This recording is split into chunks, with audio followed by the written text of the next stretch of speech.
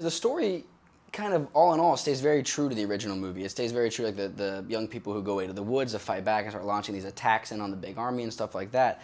But it was just really updated. It was modernized because today's audience, I think, is much more demanding, and they demand a better plot, better action sequences, everything. So we kind of just had to raise the overall bar of the whole story. Dan Bradley is like a grizzly bear. He's like about 9 feet tall, about 6 feet wide, and he's very physically intimidating. But he's like a giant teddy bear, like the nicest guy. You know, coming from that big kind of action background, I knew that the action stuff was going to be amazing, but I wasn't so sure about like the character stuff and whatnot. But Dan really just knocked it out of the park, and we had great producers on set as well that kind of helped out with everything, and it was a great experience. I loved working with Dan. The story kind of unfolds as the U.S. is invaded by North Korea, and takes place in Spokane, Washington, and this group of young people from 24 to 16 kind of band together and start launching these attacks to fight back against the army and try to drive them out of the town and try to get an upper hand on them and try to help out with the army.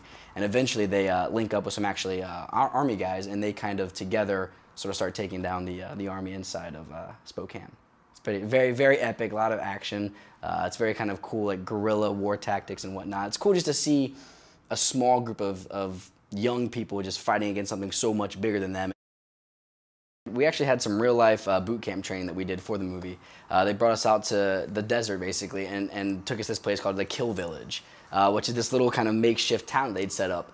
And basically, with airsoft guns, we went through and like learned how to like train and like clear rooms and all those different army tactics. And then we actually did with live weapons, with like blank ammunition, like moving in groups and how to like move the gun like underneath, so you're never pointing at somebody, because even though it's a blank, if there's something in the barrel, it can still kill somebody.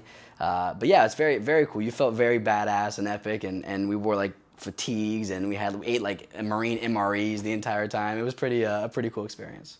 Definitely a bonding experience too. And that carried over into Michigan, because once we were up there shooting, everywhere we went, it was like the Wolverines. Like there was 8 of us going everywhere, like to dinner, to the gym, to the movies. Every single time we were all together. So it was very much a bonding experience.